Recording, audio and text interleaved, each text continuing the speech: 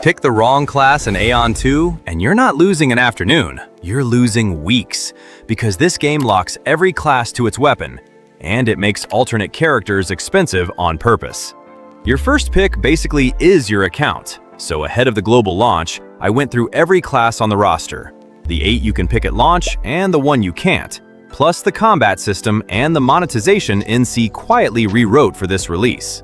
By the end of this video, you'll know which class fits the way you actually play, and which one is most likely to make you quit in week 2. Let's get into it. Welcome back to CrusherXGaming. Aion 2 is NC's Unreal Engine 5 sequel to the original Aion, set 200 years later. And it isn't a mystery box. It's been live in South Korea and Taiwan since November 2025. The global PC version opens paid advance access on September 30th, 2026. Then goes free to play on October 5th through Steam and the Purple launcher. One thing up front, nobody outside NC has played the finished global client yet, me included. So this isn't a review, it's the full pre-launch breakdown, the combat, all 8 launch classes in detail, the money, and the day 1 mistakes. And stay with me for the monetization section, because the global model is not the one Korea launched with, and the gap between them is bigger than most people think. Quick setup. The Tower of Eternity has collapsed, the Brawler control most of Atreya, and the surviving Devas are rebuilding behind a wall called the Bulwark. You play a mercenary tied to the tower's shattered power, with the Elios and Asmodeans back as rival factions. Here's the part that actually changes how you play though. The world is built around land, sea, and unrestricted flight. And flight isn't just fast travel. It drives exploration, aerial fights, and the Abyss Fortress battles, which can reach 400 versus 400 players. 400 per side. Combat is a hybrid, and NC gives you 2 ways to play it. Aion 2 mode is the modern one. Your reticle picks targets, with a hard lock available to help you track and kite. Aion 1 mode is the traditional cursor setup for anyone who wants the old feel. On top of that, you get skill chains, abilities that transform on the same hotkey as you press them, and timed dodges with real invincibility frames. The catch, and this one will define your first 10 hours, is animation lock. Commit to a long attack at the wrong moment, and you simply cannot dodge what's coming next. No cancel, no escape. So it lands between tab target and full action. More manual execution than a classic MMO, but with enough target assistance that you're never fighting the camera. Progression goes well past character level, and this is where a lot of new players quietly fall behind. Green side quests award Davanian points, which feed your talent nodes. Skills pick up major traits at levels 8, 12, and 16. Exploration permanently raises your deity stats through the monolith system. And gear rolls randomized stats, so in-game farming is about chasing the right combination, not just the highest item level. Long-term, 5-player dungeons, 10-player raids, and full faction sieges. And remember the Davanian points, that one comes back later. Alright, that's the game. Now the part you actually clicked for. Before I start, drop your gut pick in the comments right now. Just the class name, then see whether I agree with you by the end. 8 classes are playable at global launch. There is a 9th, and I'll explain at the end why you can't have it yet. For each one, I'll give you the weapon, the skills you'll actually be pressing, the honest difficulty, and who it's really for. And since classes are locked to weapons and alts are expensive, pick the workload you'll enjoy, not the one that looks best in the trailer. We start with the one NC literally markets as the master of the melee. That's Gladiator. 2-handed greatsword, plate armor, tank/DPS, and it's the safest melee start in the game. Your loop is wide-arcing swings, crushing wave and frenzied wave to sweep a pack, blade dance when you're surrounded, and blade toss as a ranged opener to pull a group onto you.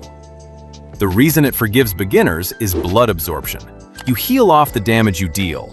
A bad pull becomes survivable instead of fatal, and focused block covers the rest. 52 skills, plate armor, and a health pool deep enough that your party can use you as a backup tank when nobody else queues. If you have no idea what you want, this is the answer. Somebody in every group has to stand at the front and take the hit. That's the Templar, longsword in one hand, shield in the other, and the only true tank on the roster. 41 skills, and almost all of them exist to do one job: Make sure the boss is looking at you instead of your healer. Vicious Strike is your threat filler, and you chain it constantly to build aggro. Provoke locks a target directly onto you. Doom Shield is your panic button when a boss winds up. Nezukon's Shield and Noble Armor cover the people behind you. Now the honest trade. Templar has the fewest hard-hitting skills in the game, and that's deliberate. Groups will always take you, and solo questing will feel slow the entire way to the cap. If you enjoy reading a fight and pressing exactly the right cooldown at exactly the right second, you'll love it. If you want big numbers on your screen, you won't. Quick pause on the classes, because there's something worth sorting out before you load in on launch day. LagZapper Game Booster supports the Aion 2 Taiwan server, and it's built to keep your route to those servers stable. That matters most in the moments you can't redo, the first hours of a fresh server. So whether you're squatting up with players overseas or fighting launch day traffic, it helps keep your ping steady instead of spiking mid-fight. And it's not just this one game. More than 1,000 titles are supported, so it keeps earning its place long after launch week. There's also FPS boost built in, aimed at squeezing a bit more performance out of the setup you already have. Now, want a shot at playing Aion 2 early? Follow the official LagZapper account and subscribe. They're giving away early access on September 30th. The download link is in the description, and the trial costs you nothing. Once it ends, my code CRUSHER takes 35% off. Set it up before launch day, not during it. Right, back to the classes. Every group you join is going to be hunting for one of these. Cleric swings a mace, wears the main healer role, and is the one class a dungeon group genuinely cannot replace, because Cleric is the class that resurrects people. You cycle Healing Light and Radiant Recovery for direct heals, Blessing of Regeneration for overtime coverage, and Light of Protection when the whole party is about to eat something big. But there's a Battle Priest side people miss. Earth's Retribution is an attack chain that restores your own mana while you use it, and Judgment Thunder is a wind element area attack. So you're not standing still watching health bars, you're weaving damage between heals and dodging while you do it, because a dead cleric is a wiped group. Highest responsibility on the roster. Also, the fastest queue times you will ever see. If you made me pick one class for most of you watching, it would be this one.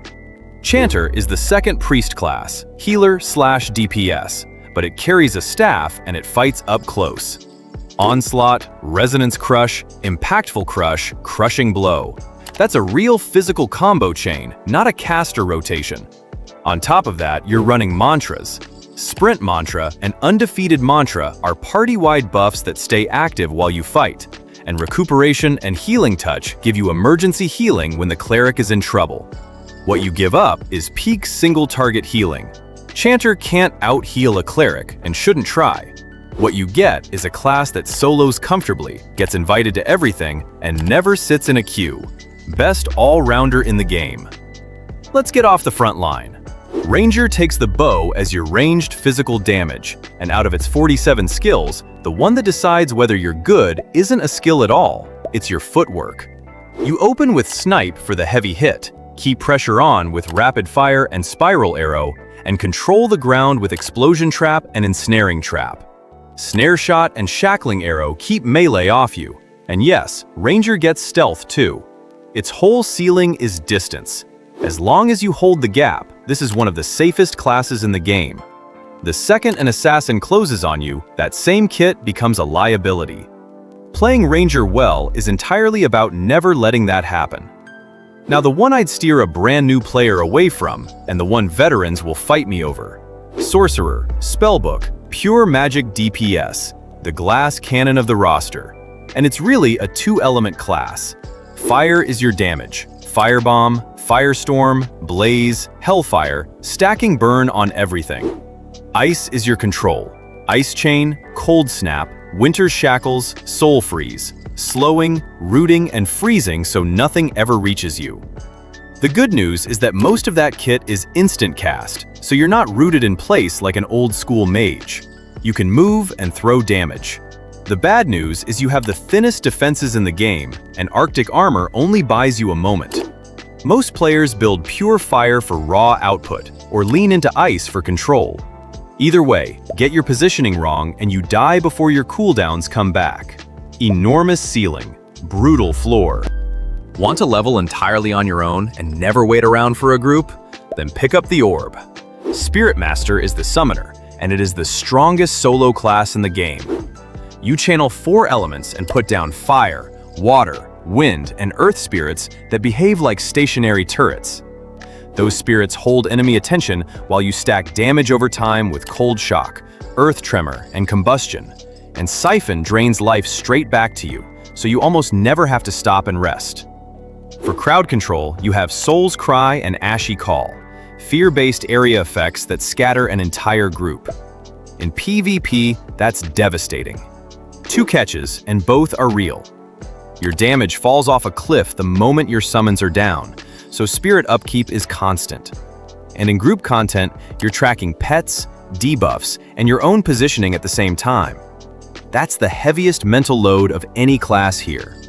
Quick note for anyone browsing databases. You'll sometimes see this class listed as Elementalist. Same class. Last one, and it's the fantasy almost everybody wants on day 1.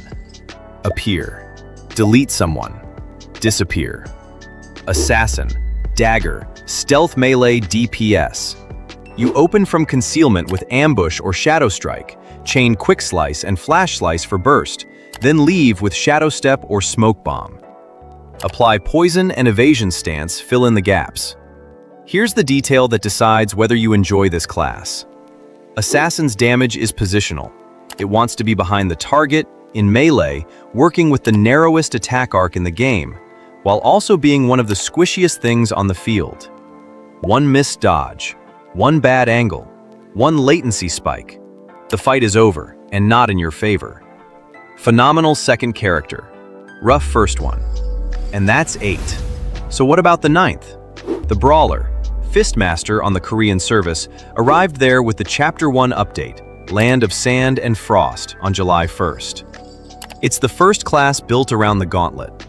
Its hook is a rage gauge. Land basic attacks, fill the meter, then trigger Rampage, which upgrades your skills mid-fight. Flurry, Roundhouse, Whirlwind, Ground Smash, Ascending Blow, Exploding Fist, Chain Fist, fast, mobile, combo-driven melee. Now here's the part you need to hear. Going by NC's global launch stream, the Brawler is not in the global build on day 1. Global starts on the 8-class roster, so if you watched a Brawler showcase and got excited, hold that thought. It'll arrive eventually. It just isn't a day 1 option, and you should not plan your main around it. Now the part I told you to stick around for. Free to play, 2 currencies, earned Kinah and premium Quna. Gear, crafting materials, and the important auction house progression items all run on Kinah. Quna is mostly cosmetics and convenience. There's a monthly subscription at roughly $16 to $17, which adds quality of life perks, more marketplace listings, and the premium 30-day Battle Pass track. Here's what changed for Global. Dungeon entry tickets? Gone. Gear gacha? Gone. Cash shop wings are described as cosmetic only. Against what Korea launched with, that's a real course correction, and NC deserves credit for making it. But I'm not going to oversell it. Quna still converts into Kinah, which means money still converts into progress. There's just one extra step in between now. Better model? Clearly. Clean separation between your wallet and your power? No, not yet. Okay, day 1. Here are the 5 mistakes I'd bet money most players make. 1. Ignoring the settings. Start in Aion 2 mode unless you genuinely prefer classic cursor controls, and take 2 minutes to rebuild the modular HUD around your class. 2. Skipping green quests. Told you this would come back. Yellow story quests give experience, sure, but green quests give Davanian points, and those are permanent power. Skipping them is the most expensive early mistake in the game. 3. Spreading your upgrades. Put your early Kinah and enhancement stones into your main weapon and nothing else. Then extract the upgraded gear when you replace it, and you get the stones back. 4. Feeding skill points evenly. Don't. Push one key damage or movement ability to its level 8, 12, or 16 breakpoint first. Even investment just gets you a character that's mediocre at everything. 5. Never learning to dodge. A correctly timed dodge through a telegraph prevents all of the damage. Not reduces it, prevents it. Practice on trash mobs before a raid boss teaches you the hard way. And one more that costs you nothing. Pick the correct regional server. Global is launching with servers in North America, South America, Europe, and Japan. If you're in Southeast Asia or Oceania, like a lot of you watching, there is no local server, and Japan is probably your best route. That matters because high latency wrecks dodge timing and animation canceling, and no amount of skill makes up for it. While you're out exploring, grab hidden cubes and feather traces as you go. So, should you be excited or cautious? Fair question, because the regional launch was rough. Players there went after the monetization, the paid dungeon access, macro abuse, and forced open-world PvP. NC responded with bans, system changes, and war mode, which lets you opt out of PvP in contested zones. A company that listened eventually. That's why the mood on Global is cautious optimism rather than hype. Here's where I land. The strengths are real. Aerial freedom, combat that asks something of you, clean group roles, and a more restrained monetization model. So are the risks. Demanding hardware, heavy latency sensitivity, randomized gear farming that will exhaust some of you, and open questions about balance and server stability that nobody can answer until October. If you want a modern MMO with old-school class identity and combat that rewards your hands, it's worth your attention. Quick recap. Brand new and want melee? Gladiator. Want to be wanted in every group? Chanter. Want the guaranteed invite and don't mind pressure? Cleric. Solo grinders? Spiritmaster. Ranged and mobile? Ranger. Big damage and big risk? Sorcerer. Threat management? Templar. Experienced PvP only? Assassin. Did that match your gut pick from earlier? Tell me in the comments. Before we finish, time to reveal the two winners of the $100 giveaway from the last video.